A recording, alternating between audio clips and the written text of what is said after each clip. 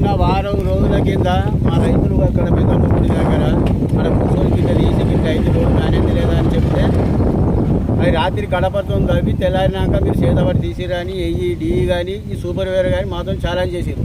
ఇప్పుడు సూపర్వైజర్ గారు వచ్చిండ్రు సైడ్కి మట్టిపోతాను మేము గట్ట తీసిన అంటాను కానీ నీ ముంగటిని ఏడ తీయమంటావు ఈ రోడ్డు నువ్వే చూపించు నువ్వు తీయవన్నాకనే మేము తీస్తాం అని అన్నాం. ఆయన ట్రాక్టర్ ముంగటే ట్రాక్టర్ ఫ్రంట్ బిల్లెడ్ వెనక దిక్కున్నది.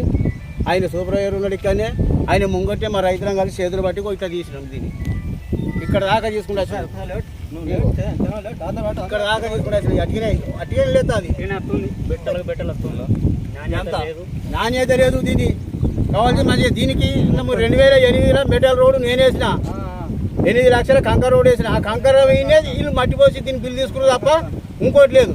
నా కంకర ఇప్పటికైనా మీరు రారి ఎవరు కానీ అక్కడ తగ్గి చూపితే నేను వేసిన మెటల్ రోడ్ కంకర రోడ్ ఉన్నది దీని కింద వేశారు అని చెప్పి మమ్మల్ని బదనం చేశాడు.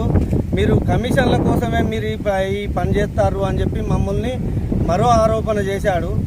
కానీ ఇప్పుడు ఇంకో 10 మంది రైతులు కూడా వచ్చి ఇంకా ఇది ఎట్లా ఉంది నాణ్యత అని చెప్పి చూడడానికి తీసుకొని వస్తే ప్రతి ఒక్కరు దీంట్లో ఇగో చేతనే పట్టికి ఇట్లా పిల్లవాడు తీసినా కానీ అది ఒక రొట్టె లెక్క ఇరిసే పరిస్థితి ఉన్నది. కావున ఈ రోడ్డు మొత్తం తొలగించి దీన్ని మళ్ళా నాణ్యతతోటి దీన్ని నిర్మించాలని మా యొక్క మనవి. ఈ ఇంటి రోడ్డు పటిష్టంగా ఉంటే 10 కాలాల పాటు ఉండాలనేది మా కోరిక. కావున ఇంకా మరొకటి అది మన ఏఈ గారు కూడా ఇది ఎస్టిమేషన్ చేసేటప్పుడు ఒక బావి రోడ్డు అంచునే ఉన్నది.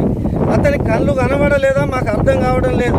ఎస్టిమేషన్లో లేదు అని దాట వేస్తున్నారు. ఇది ఇప్పుడు ఇక్కడ సమ్మక్క జాతర జరుగుతుంది ప్లస్ ధాన్యం కొనుగోలు కేంద్రం జరుగుతుంది. అక్కడికి వాహనాలు లోడులతో వస్తాయి ఖాళీగా పోతాయి. వాళ్ళు నడిపేటప్పుడు ఒకటికొకటి ఎదురొచ్చినప్పుడు తప్పిపోయి వాళ్ళు బావిలో పడే ప్రమాదం ఉన్నది కనుక రక్షణ గోడను నిర్మించాలని మేము కోరుచున్నాము. కావున ఈ తక్షణమే పై అధికారులు స్పందించి దీని మీద విచారణ జరిపించి